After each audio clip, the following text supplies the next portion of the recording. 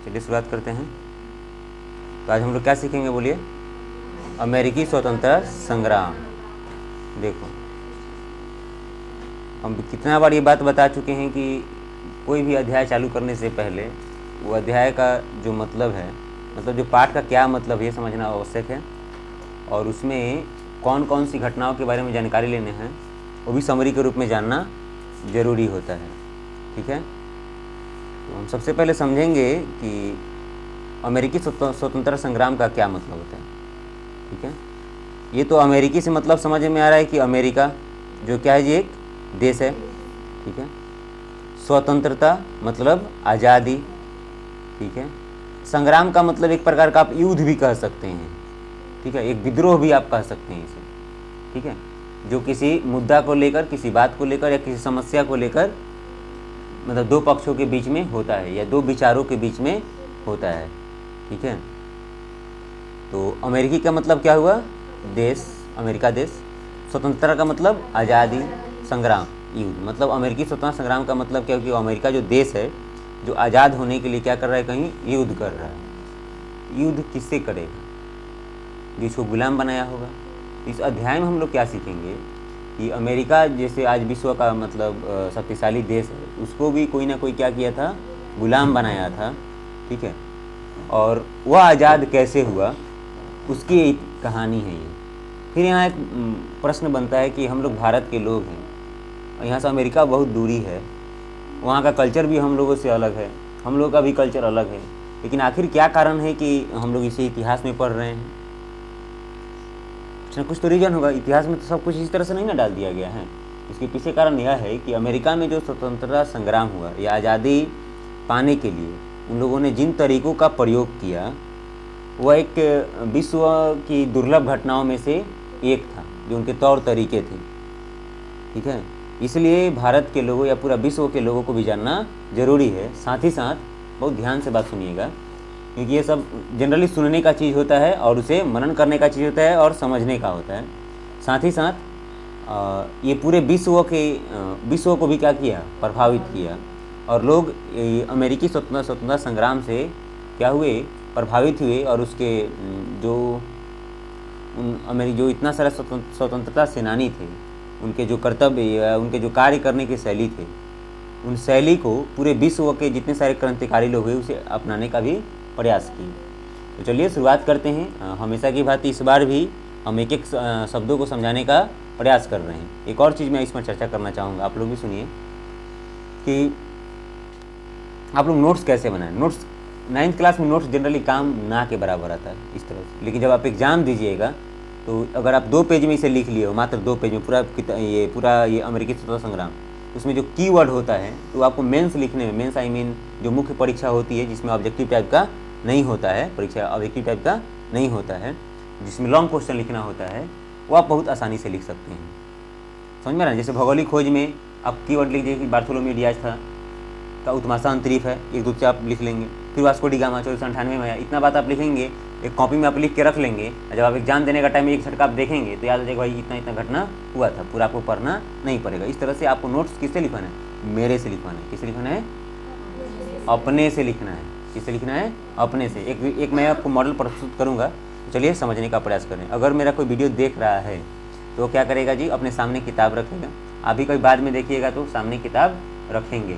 ठीक है, कभी कभी मोबाइल पर देखना है और कभी किताब में देखना है। ठीक है, तो चलिए, विश्व इतिहास में आधुनिक काल का प्रारंभ जिन घटनाओं के साथ जोड़ा जाता है उनमें यूरोपीय देशों द्वारा 15वीं शताब्दी में नए समुद्री मार्गों की खोज भी क्या है, शामिल है।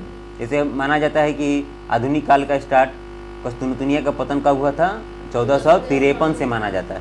उस समय से आधुनिक काल चालू हुआ, या वहाँ से आधुनिक जो इतिहास है लिखना स्टार्ट हुआ। इसका उद्देश्य नए व्यापारिक मार्गों को विकसित करना था। समझ में आ रहा है ना? विकसित करना। व्यापारिक मार्ग कौन हो गया था? जमीनी रास्ता हो गया था? नहीं, समुद्री रास्ता हो गया था। ठीक है, ताकि यूरोपीय देशों की अर्थव्यवस्था, व्यापार, वाणिज्य के माध्यम से समृद्धि बनाई जा सके। मतलब ये लोग व्यापार करने किस लिए आए थे इधर एशिया की तरफ? अपने आप को समृद्ध करने के लिए। समृद्ध का मतलब अमीर करने के लिए आए थे। कौन आए थे? पाकिस्तान के लोग आए थे? यूरोप के लोग आए थे। चलिए, इसी क्रम में 1492 में कोलंबस ने अमेरिका महाद्वीप की क्या करी थी, खोज करी थी। ठीक है, ये सब आप पहले भी जान चुके हैं। क्या उसका नाम क्या था जी, कोलंबस। अमेरिकी महाद्वीप की खोज की। ठीक है, पुनः अमेरिको वेस्पुची ने इस बृहद भूखंड के बारे में विस्तृत जानकारी दी। अब देखो, सबसे पहले तो आया था कोलंबस, लेकिन इसके बाद कौन गया था वहाँ, अमेरिको वेस्पुची। हम लोग भौगोलिक खोज में सब जान चुके हैं।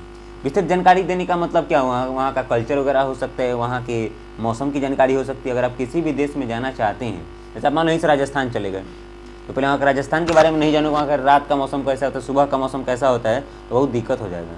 जितना सारा बाहर से आक्रमणकारी आता था भारत में आक्रमण करने, तो सब पहले यहाँ की भौगोलिक विशेषताओं के बारे में जानता था कि भारत का मौसम कैसा है। वही कोई गलती से इस तरह से कोई आ गया तो अलग बात है। जब बाबर आया था, बाबर यहाँ 1526 में आया था ना, नहीं 1526 में ही, हाँ 1526 में ही आया था, 1526 में बाबर, समझ में आ रहा है ना, 1526 में।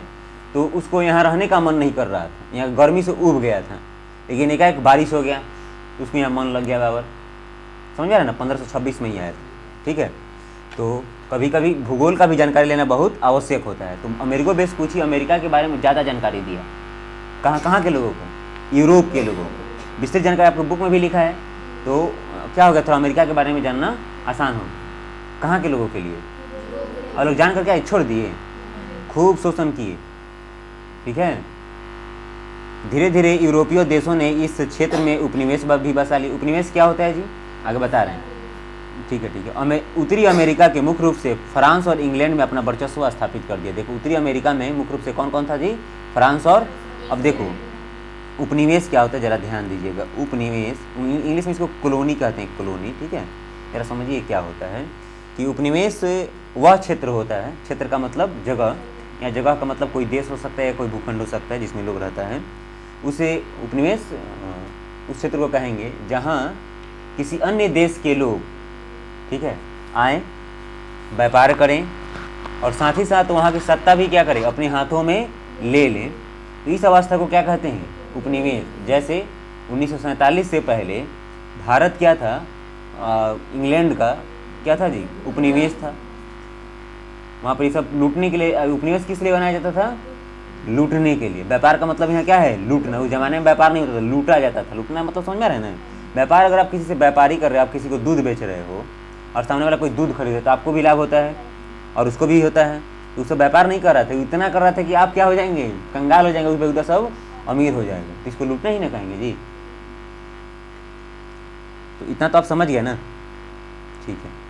इतना तो आपको समझ में आया कि उत्तरी अमेरिका में दो देशों ने प्रमुख रूप से क्या बनाया था, उसको गुलाम बनाया था, आपके भाषा में मतलब उपनिवेश बनाया था। किस पर्पस के लिए, वही लूटने के लिए ही कहो, व्यापार बाद में कहेंगे, ठीक, बाद में कब कहेंगे।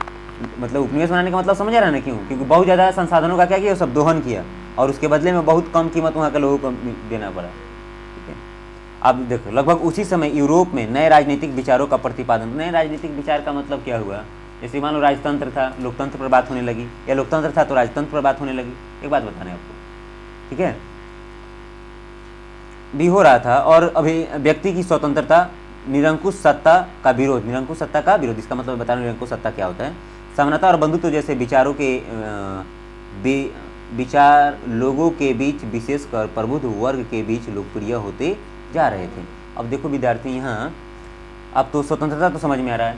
निरंकुश सत्ता क्या होता है कि अगर किसी राज का मुखिया मतलब किसी देश का मालिक कौन होता है, राजा।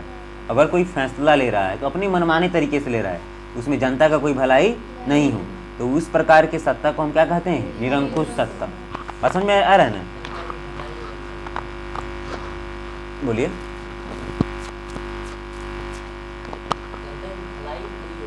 मतलब मैं कि जनता की भलाई को अनदेखा करे, कि वैसे, हाँ ये भी सही है, हाँ ये भी है, लेकिन उसमें भागीदारी हो या ना हो वो अलग बात है। लेकिन क्या हो कि उसके कल्याण उससे ना हो, उससे कल्याण ना हो। कल्याण नहीं होगा तो लोग विरोध करेंगे। बस समझ में रहे ना, जैसे अपने भारत में जब नोटबंदी हुआ था, एक लोगों को मालूम चला, कितने सारे लोग मरे। बात समझ में रहे ना। तो इस प्रकार की सत्ता को हम क्या कह सकते हैं, निरंकुश या निरंकुश विचार कह सकते हैं। समझ में रहे ना। जो निरंकुश विचार कौन लाएगा, जो सत्ता में बैठे हैं वो लोग। तो वहाँ भी इस प्रकार से हो गया था कि कोई भी कानून या कोई भी ऐसा मामला होता था जिसमें लोगों की आवश्यकताओं को ज़्यादा नहीं देखा जाता था, समझ में रहा ना, अनदेखा की जाती थी। ठीक है, इतना तो आप समझ गए। बंधुत्व का मतलब प्रेम भाईचारे। ठीक है, तीन समानता, क्या चीज़ पर जी, समानता। जैसे अभी बात बताओ कि यहाँ पर गोरे और काले लोग अलग अलग बैठेंगे तो क्या समानता है क्या? जात पात की बात की तो क्या समानता है क्या? नहीं है। तो वहाँ पर अलग अलग आधारों पर, जैसे कि हो सकता है रंग के आधार पर। अपने भारत में क्या चीज़ पर होती है? अब आर्थिक समानता की बात हो रही है, किसी के पास बहुत ज़्यादा पैसा है, किसी के पास बहुत कम पैसा है। ठीक है, जाति के आधार पर समानता असमानता है कि नहीं है? तो वहाँ की कहाँ जी, यूरोप में, कहाँ जी, यूरोप में राजनीतिक विचारधारा के लोग, अब किस पर बात कर रहा था जी? निरंकुश सत्ता नहीं होना चाहिए, साथ ही साथ बंधुत्व की बात होनी चाहिए, समानता की बात होनी चाहिए, समझ में रहना। और ये सब बात प्रबुद्ध वर्ग, प्रबुद्ध वर्ग का मतलब क्या होता है? पढ़ा लिखा हुआ वर्ग।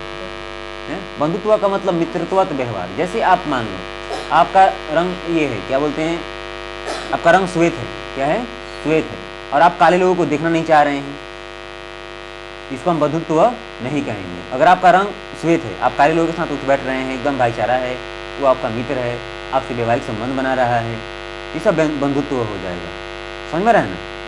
मतलब कोई भेदभाव ना रहे, रंग के आधार पर, भाषा के आधार पर, क्षेत्रीयता के आधार पर। ठीक है, इंग्लैंड में अमेरिकी उपनिवेशों की भौगोलिक दूरी और वहाँ के निवासियों की वैचारिक भिन्नता ने धीरे धीरे एक ऐसी स्थिति उत्पन्न कर दी जहाँ वैचारिक स्तर पर इंग्लैंड और उसके उपनिवेश वस्तुतः दो अलग अलग स्तरों पर आ गए। देखिए विद्यार्थी, इंग्लैंड और अमेरिका की जो बीच की दूरी है ना, बहुत ज़्यादा है। क्या है? बहुत ज़्यादा है।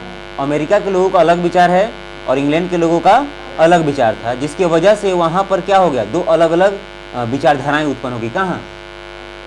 इंग्लैंड नहीं, अमेरिका में। कहाँ? अमेरिका में। अब बात बताओ, कोई इंग्लैंड से अमेरिका गया होगा तो क्या एक लोग गया होगा जी? दो लोग गया होगा? पूरा समूह गया होगा। 1947 से पहले अपने भारत में जो बड़े पद पर होते थे, जैसे IAS IPS इस प्रकार से जो पद होता था, या कोई नेता का बड़ा पद होता था, तो उसमें कौन लोग होते थे? अंग्रेज लोग होते थे। तो क्या भारत में पैदा होते थे जी? वो बाहर से आते थे।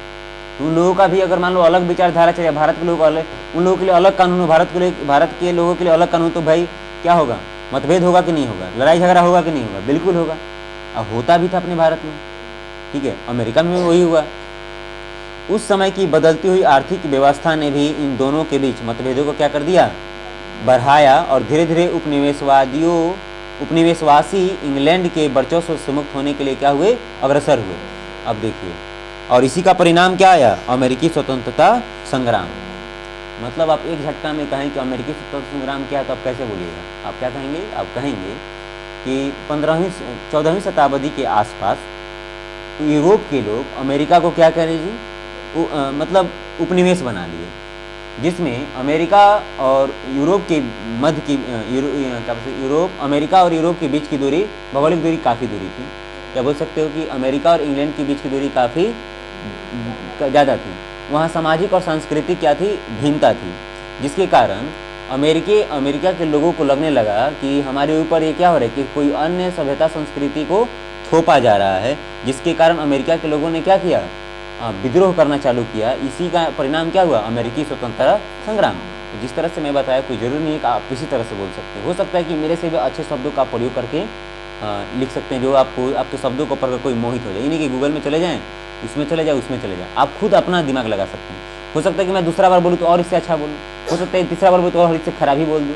तो ये सब कला है, बात समझ में रहा ना, कि कैसे आप इस घटना को अपने शब्दों में क्या करेंगे? रिप्रेजेंट करेंगे। ठीक है, चलिए अब कारण समझने का हम प्रयास करते हैं। अब बुक देखते रहेंगे। कारण क्या है? ठीक है, तो पहला कारण क्या था जी? उपनिवेशों में, एक नंबर आप देखेंगे, उपनिवेशों में राजनीतिक नहीं स्वायत्तता का अभाव। राजनीतिक स्वायत्तता का मतलब क्या होता है? जैसे कि आप स्वायत्तता समझते हैं, जैसे अपना निर्णय क्या करें? खुद लें। ठीक है, आपका क्या हो? आज़ादी हो, आप आज़ाद हो आप। ठीक है, जैसे अभी भारत क्या है? स्वायत्तता है इस मामले में, कोई भी निर्णय लेने में किसी अन्य देश पर निर्भर नहीं है। अब जरा देखिए, इसके हम समझाने का आपको प्रयास करते हैं। क्या लिखा है? अमेरिकी उपनिवेश में अधिकांश अंग्रेज लोग थे। कौन थे जी? अंग्रेज लोग थे, जिन्होंने इंग्लैंड की संसदीय व्यवस्था में विधि विधान को क्या किया था? देखा था। मैं आपको शुरू में ही बताया था कि क्या इंग्लैंड एक लोग गया, अमेरिका एक लोग गया था? बहुत सारे लोग गए होंगे। तो क्या अनपढ़ गंवार लोग गए होंगे? पढ़े लिखे लोग गए होंगे, जो ऑफिसर वगैरह रहे होंगे, वो लोग का क्या देखे होंगे? सब इंग्लैंड का कल्चर वगैरह देखे होंगे। ठीक है, वहाँ की संसदीय प्रणाली देखे, कैसे प्रशासन, कैसे देश को चलाया जाता है। तो वो लोग कहाँ के बोलो? अमेरिका। अतः वे अपने उपनिवेशों में भी उसी तरह की प्रजातांत्रिक व्यवस्था चाहते थे। पेज नंबर आप देखिए कितना है जी? पेज नंबर 12 में फर्स्ट ऊपर से देखोगे। कौन चाहते थे? इंग्लैंड के लोग, कि जिस तरह से मेरे घर में, मेरे घर का मतलब मेरे इंग्लैंड में जो व्यवस्था है वही व्यवस्था कहाँ होना चाहिए? अमेरिका में। कौन चाहता था? इंग्लैंड के लोग। कहाँ चाहते थे? अमेरिका। तो स्वायत्तता हुआ क्या? मान लो अब हम लोग जिस गाँव के हैं, तो मुखिया कहीं मान लो नेपाली को मुखिया बना दो, कहीं पाकिस्तानी मुखिया बना दो। मुखिया कहाँ का है? अपने ही समाज का है। तो जो फैसला क्या लेगा? पाकिस्तान की विचारधारा पर लेगा, यहाँ का आवश्यकता के अनुसार लेगा। और मान लो कोई बना ले अमेरिका का, तो कैसे, किसके अनुसार फैसला करेगा? तो यहाँ के लोग क्या करेंगे? विद्रोह करेंगे कि नहीं करेंगे? तो यहाँ के लोगों को स्वायत्तता का अभाव है कि नहीं है? है। अपना निर्णय हम खुद नहीं ले पा रहे हैं। आपको स्वायत्तता समझ में आया ना? ठीक है, स्वयं से बना है स्वायत्तता। स्वयं का मतलब खुद। जबकि ब्रिटिश शासक इसके खिलाफ थे। कौन? जो क्या बोलते हैं, जो वहाँ का क्या बोलते हैं, जो राजा था ना, राजा, वो क्या कहता था कि जिस तरह व्यवस्था इंग्लैंड में है उस तरह व्यवस्था नहीं होना चाहिए। अगर उस तरह से हो जाएगा तो लिबरल हो जाएगा, हम लोग लूटपाट नहीं कर पाएंगे। बात समझ में रहे ना? फिर से एक बार समझ लो। जो शासक थे कहाँ? ब्रिटेन का, वो लोग क्या चाहते थे कि जिस तरह से ब्रिटेन में व्यवस्था है उस तरह से अमेरिका में नहीं होना चाहिए, क्योंकि हम लोग तो लूटने गए हैं जी ना। इतना उदारवादी नहीं होना चाहिए, वहाँ पर हमको लूटपाट करना है। तो जो अधिकारी लोग थे, अधिकारी लोग क्या चाहते थे कि इंग्लैंड की जैसा व्यवस्था, लेकिन जो राजा था वो किसकी तरह चाहता था कि मेरे तरह वहाँ व्यवस्था ना हो। ये मामला है। ठीक है, उपनिवेशों के गवर्नर इंग्लैंड के राजा द्वारा मनोनीत किए जाते थे। जो गवर्नर का मतलब समझ लो वहाँ का चीफ प्रधानमंत्री, एक प्रकार का बताया समझे। जब उपनिवेश बना था अमेरिका, तो वहाँ का जो गवर्नर था एक प्रकार का समझ लो कि मालिक, वहाँ का गवर्नर कौन बना के भेज देता? मालिक उसको, वहाँ का ब्रिटेन का राजा। ठीक है, जिन्हें विशेषाधिकार भी प्राप्त थे और उपनिवेशों के प्रति उत्तरदायी नहीं थे। फलतः संघर्ष की स्थिति बनी रहती थी और उपनिवेशवासियों को शासन के योग्य नहीं माना जाता, जिसके कारण उनमें भारी असंतोष था। मतलब मान लो कि एक बात समझ लो जी कि आप अमेरिका में शासन कर रहे हो, तो इंग्लैंड वाले को क्या लगता था कि अमेरिका के लोग योग्य नहीं हैं जिसके जो क्या कर सकें, वहाँ की शासन व्यवस्था को संभाल सकें। ये चीज़ बुरा लगेगा कि नहीं लगेगा? भारत के लोगों को भी लगता था। जब अंग्रेज हम लोगों को सब तुच्छ और जानवर समझता था, समझ लो, और आदिवासी और जंगली समझता था, जंगली, ये सब उधर उसी के लायक हैं। भारत के लोगों को सब समझता था कि हम लोग भगवान हैं, हम लोग आए हैं दुनिया को सुधारने, उसको मानवता सिखाने, ह्यूमैनिटी सिखाने। ठीक है, आगे देखिए दूसरा है भौगोलिक दूरी। क्या है जी? भौगोलिक दूरी का मतलब समझ रहे हैं ना? देखिए, इंग्लैंड और अमेरिका की भौगोलिक दूरी काफ़ी अधिक थी। यह दोनों क्षेत्र अटलांटिक महासागर के दो अलग अलग छोर पर स्थित हैं। आप देख सकते हैं मैप में। चूंकि उस समय यातायात और संचार साधनों का अभाव, संचार का मतलब समझ में आ रहा है ना? जो फोन वगैरह है ना, वो उस प्रकार की अव्यवस्था थी, मतलब व्यवस्था नहीं थी। अतः व्यवहारिक रूप से ब्रिटिश सरकार अपने उपनिवेशों पर प्रभावशाली नियंत्रण रखने में क्या थी जी? असमर्थ। प्रभावशाली नियंत्रण मतलब समझ में? कहीं दंगा हो गया अमेरिका में, मान लो, वहाँ के लोग सरकार के लोग मारने काटने, तो ये बात इंग्लैंड में फैलते फैलते बहुत टाइम लग जाता था। आज अगर मान लो अपने बिहार में दंगा हो जाए, एक मत बता रहे हैं, तो दिल्ली पहुंचने में कितना देर टाइम लगेगा? 10 दिन कि 4 दिन? सेकेंडों नहीं लगेगा। समझ में आ रहा है ना? सरकार तुरंत क्या कर लेगी? यहाँ नियंत्रण कर लेगी। मतलब अगर वो चाहेगी, एक बात बता रहे हैं, मतलब मामला तुरंत कहीं पहुँचा जाएगा। कोई भी घटना आजकल बहुत आसानी से पहुँच जा रहा है। और वही भारत ही क्यों, पूरा विश्व के किसी भी कोने में जल्दी चला जाएगा क्या? तो उस समय वहाँ ऐसी व्यवस्था नहीं थी। अतः व्यवहारिक रूप से ब्रिटिश सरकार को अपने उपनिवेशों पर प्रभावशाली नियंत्रण बनाए रखने में असमर्थ थी, जिसका फायदा किसको मिला? स्वतंत्रता संग्राम के दौरान उपनिवेशवासियों को मिला। ठीक है, जैसे मान लो अमेरिका बहुत बड़ा देश है, ठीक है, अगर इस एक कोने पर मारकाट विवाद हो रहा है, स्वतंत्रता संग्राम के लोग अंग्रेजों को मार रहे हैं, तो दूसरे छोर में बात पहुंचाने में क्या होती थी, बहुत टाइम लग जाती थी। बात समझ में आ रहा है ना। इसका लाभ किसको मिला, जो संग्राम में हिस्सा ले रहे थे उन लोगों को। ठीक है, आगे आप देखेंगे धार्मिक और सामाजिक व्यवस्था में मतभेद। धार्मिक क्या था जी तीसरा, ये सब आप नोट्स बना लीजिएगा, इसमें का जो आपको इंपॉर्टेंट लगेगा तो उसके नीचे लिख लीजिएगा क्या इंपॉर्टेंट है। धार्मिक एवं सामाजिक, धार्मिक एवं सामाजिक व्यवस्था में मतभेद। आगे देखेंगे आप, अमेरिकी उपनिवेश एवं ब्रिटेन के बीच धार्मिक और सामाजिक स्तर पर भी क्या थे, मतभेद थे। सामाजिक मतलब समझ में आ रहा है ना, उन लोगों का रहन सहन और अमेरिका के लोगों का रहन सहन अलग था। धार्मिक मतलब कोई ईसाई है तो कोई यहूदी है, कोई हिंदू है तो कोई मुसलमान है। अभी हम लोग इसमें का धर्म अभी नहीं जाने कि उन लोगों का धर्म क्या था, इन लोगों का धर्म क्या था। ठीक है, एक मैं आपको बात बता रहा हूँ। जहाँ एक और ब्रिटेनवासी एलिंकन मत को मानते थे। ब्रिटेनवासी किस मत को मानते थे, एलिंकन, और चर्च के आधिपत्य में विश्वास करते थे। वो लोग किसमें विश्वास करते थे, चर्च में। और जहाँ दूसरी ओर अमेरिकी जनता किसको मानती थी जी, प्यूरिटन को मानती थी। किसको मानती थी, प्यूरिटन। इसको आप नोट्स बना लीजिएगा, इसको नोट्स में लिख लीजिए। अमेरिका के लोग किसको मानते थे और इंग्लैंड के लोग क्या चीज़ को मानते थे, मतावलंबी थे। धार्मिक उत्पीड़न से तबाह होकर प्रोटेस्टों एवं प्यूरिटनों ने इंग्लैंड छोड़कर कहाँ में चले गए थे, अमेरिका में चले गए थे। प्रोटेस्ट कहाँ चले गए थे जी, प्रोटेस्ट। ठीक है, धार्मिक उत्पीड़न आपको समझ में आ रहा है। जैसे आपसे धर्म के आधार पर क्या किया जाए, भेदभाव किया जाए, आपको मारा काटा जाए, आपका टीका, ये क्या बोलते हैं जी, ये रक्षा, ये होता है ना रक्षा, और गर्दन के माला देकर आपको हिंदू देख के मारा जाए, आपको मुसलमान देख के मारा काटा जाए। बात समझ में आ रहा है ना, इसको कहा धार्मिक उत्पीड़न। समझ में आ रहा है ना। उनमें प्रारंभ से ही जुझारूपन एवं स्वतंत्रता की भावना विद्यमान थे तथा सैनिक क्षमता का प्रदर्शन भी वे कई बार कर चुके थे। कौन, जो अमेरिका में आए हुए थे। कौन लोग, जो धार्मिक रूप से जिन्हें सताया गया था, उनको मालूम था कि हम क्या करेंगे, युद्ध कैसे करना है और अपना अधिकार कैसे छीनना है। इनको मार काट कर कहाँ भगाया गया था जी, अमेरिका में। ठीक है, उनमें प्रारंभ से ही ठीक है कई बार आ चुके थे। यही कारण है कि अमेरिकावासी अपने मातृ देश के साथ संबंध नहीं रखना चाहते थे। अमेरिकावासी अपने मातृ देश के साथ संबंध रखना नहीं चाहते थे। कहाँ के लोग, अमेरिका के लोग। आगे देखेंगे, ब्रिटिश समाज सामंतवादी एवं कुलीन व्यवस्था पर क्या थी, आधारित थी। कुलीन व्यवस्था मतलब समझ में आ रहा है ना, कि गांव का कोई एक ही चीफ हो या कोई शहर का एक ही चीफ हो, जो अपना क्या करता हो, मनमानी करता हो, अधिकांश संसाधन उसी के हाथ में हो, और सब लोग क्या आम आदमी की तरह जीवन व्यतीत करें, उसके पास सुख सुविधाओं की व्यवस्था ना हो।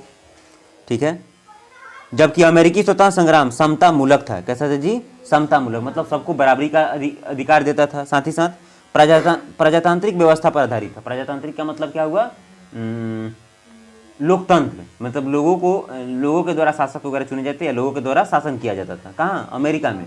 आज भी अमेरिका को क्या कहा जाता है कि बहुत बड़ा लोकतंत्र माना जाता है। ठीक है ना, भारत के समतुल्य है, या भारत को माना जाओगे तो अमेरिका भी आगे है। ठीक है ना, और बहुत सारे भारतीय संविधान में बहुत सारा प्रावधान अमेरिका से ग्रहण किए गए हैं। ठीक है, ठीक है। इस प्रकार अमेरिका में धार्मिक एवं सामाजिक समरसता विद्यमान थी। किसके कारण, वहाँ पर लोकतंत्र था जी, और समतामूलक समाज था, जिसने स्वतंत्रता संग्राम के लिए एक मजबूत आधार प्रदान किया। मतलब लोगों को मालूम था कि हमारे ऊपर जो शासन किया जा रहा है वो क्या है, हमारे सभ्यता संस्कृति के क्या है, विरुद्ध है। हम लोग प्रजातंत्रात्मक सोच मानने वाले लोग हैं या लोकतंत्र मानने वाले लोग हैं, और वो सब क्या कर रहा है जी, कुलीन प्रधान समाज को बढ़ावा देता है। ठीक है, आगे है सप्तवर्षीय युद्ध। अब देखो सप्तवर्षीय युद्ध क्या होता है जी, सप्तवर्षीय युद्ध का प्रभाव। ठीक है, ठीक है, तो देखिए आगे क्या है, सप्तवर्षीय युद्ध किसके, ये आप टॉपिक देकर 4 नंबर, ठीक है ना, 4 सेक्शन है। टॉपिक संख्या तो आपका क्या है, टॉपिक है कारण। ठीक है, किसका कारण, और इसमें का सेक्शन 4 देकर आप लिख लेंगे कि सप्तवर्षीय युद्ध कौन कौन देशों के बीच में हुआ था और कब से कब हुआ था, ये आप नोट्स में लिखेंगे अपने, ठीक है। कि जब आप कोई एग्जाम देने जाना हो तो एक बार देख कर जाओगे तो एक झटका में आप बना के आओगे। तो सप्तवर्षीय युद्ध इंग्लैंड और फ्रांस के बीच में हुआ था। यहाँ तक एक आपका जीके बन गया, एग्जाम में भी काम आएगा। सप्तवर्षीय युद्ध किसके बीच में हुआ था, इंग्लैंड और, सप्तवर्षीय युद्ध इसलिए इसका नाम है क्योंकि इंग्लैंड और फ्रांस के बीच में 7 वर्षों के लिए युद्ध हुआ था, जिसका टाइम पीरियड क्या है 1756 से लेकर 1763 तक, ठीक है। इसके बीच क्या मामला था देखेंगे। इस युद्ध से पूर्व तक उपनिवेशवासी इंग्लैंड से घनिष्ठ रूप से जुड़े हुए थे। मतलब इंग्लैंड जो भी उपनिवेश के लोग थे वो इंग्लैंड से क्या हुए थे, अच्छा से जुड़े हुए थे, क्योंकि वे कनाडा में फ्रांसीसियों के विरुद्ध अकेले अपनी रक्षा करने में क्या थे, असमर्थ थे। बात समझ में आ रहा है ना कि एक मिनट, एक बार फ्रांस चढ़ाई किया था कहाँ, कनाडा में। कनाडा उत्तरी अमेरिका का ही हिस्सा है, ठीक है। तो वहाँ पर ये लोग फ्रांस से लड़ने में क्या थे, असमर्थ थे। किसके सहारे, इंग्लैंड, मतलब इंग्लैंड वाले के अगर सहारा नहीं मिलता तो वो लोग, अमेरिका फिर से समझ लो, अगर इंग्लैंड वाले का सहारा नहीं मिलता, किसको, अगर इंग्लैंड वाले को सहारा नहीं मिलता अमेरिका वाले को, तो इंग्लैंड वाले लोग क्या होते, फ्रांस वाले से ठीक से नहीं लड़ पाते, ठीक है। अब एक बात बताओ, एक बाजार है, वहाँ पर 2 अलग अलग गांव के लोग आ रहे हैं बाजार करने, और दोनों में वर्चस्व को लेकर होगा कि नहीं होगा, कंपटीशन होगा ही। उसी प्रकार से अमेरिका में कौन कौन उपनिवेश बनाया था, इंग्लैंड भी और फ्रांस भी। तो दोनों के बीच में, किस में, इंग्लैंड और फ्रांस दोनों के बीच में क्या होता था, मतलब एक प्रतिद्वंद हो रहता था कि हम आगे तो तुम आगे, हम आगे तो मैं आगे, इस प्रकार का होता था। तो एक बार क्या हुआ था, इंग्लैंड ने अमेरिका वासियों क्या किया था, सपोर्ट किया था, किसके विरुद्ध, फ्रांस के विरुद्ध। बात मुझे समझ में आ रहा है। यहाँ खुद लिखा है कि इस युद्ध से पूर्व तक उपनिवेशवासी इंग्लैंड से घनिष्ठ रूप से जुड़े हुए थे, क्योंकि वे कनाडा में फ्रांसीसियों के विरुद्ध अकेले अपनी रक्षा करने में क्या थे, असमर्थ थे। बात समझ में आ रहा है ना आपको। ये बात अपने आप नोट्स में लिख सकते हैं। लेकिन इस युद्ध में फ्रांस की पराजय के साथ ही वह भय क्या हो गया, समाप्त हो गया। कि मतलब फ्रांसीसियों से जब युद्ध हुआ, फ्रांसीसी जब हार गए तो उन लोगों से डर क्या हो गया, खत्म हो गया। अब उपनिवेशवासियों का एकमात्र लक्ष्य क्या था, इंग्लैंड को बेदखल करना था। इस युद्ध पर टिप्पणी करते हुए एक पोलार्ड नाम के व्यक्ति ने क्या कहा था कि फ्रांस की पराजय ने अमेरिका वासियों की स्वतंत्रता की इच्छा को क्या कर दिया, भड़का दिया। मतलब सुनो, 2 देश है, लगता है फ्रांस बहुत मजबूत है, क्या है, मजबूत है। फ्रांस क्या इंग्लैंड से हार गया, तो उपनिवेशवासियों को क्या लगा कि जब ये हार गया तो हम लोग भी इंग्लैंड वाले को क्या कर सकते हैं। तो पोलार्ड ने क्या कहा था, इस कथन को भी आप लिख लीजिएगा कि फ्रांस की पराजय ने, फ्रांस की हार ने। ये भी याद रखिएगा कि सप्तवर्षीय युद्ध में इंग्लैंड जीता था कि महा इंग्लैंड जीता था। अरे भाई, इंग्लैंड ही जीता था और फ्रांस क्या हो गया था, हार गया था। मुझे मालूम था कि आप अपोजिट बोलोगे। कौन कौन हार गया था, बोलो। फ्रांस हारा था। किससे हारा था, इंग्लैंड से। जब फ्रांस हारा तो अमेरिका वासियों को क्या लगा कि भाई हम इंग्लैंड वाले को भी क्या कर सकते हैं, हरा सकते हैं, ठीक है। तो एक पोलार्ड ने क्या कहा था कि फ्रांस की पराजय ने अमेरिका वासियों की स्वतंत्रता की इच्छा को क्या कर दिया। हो सकता है कि विद्यार्थी इस बार ये क्या हो सके, ऑब्जेक्टिव में आ जाए कथन के रूप में, किसका कथन है, ठीक है। एक और थोड़ा सा बता के बंद कर रहा हूँ, नहीं तो कल मैं आपको अगला टॉपिक बताऊँगा, ठीक है। यहाँ तक समझ में आया। चलिए फिर मिलते हैं कल।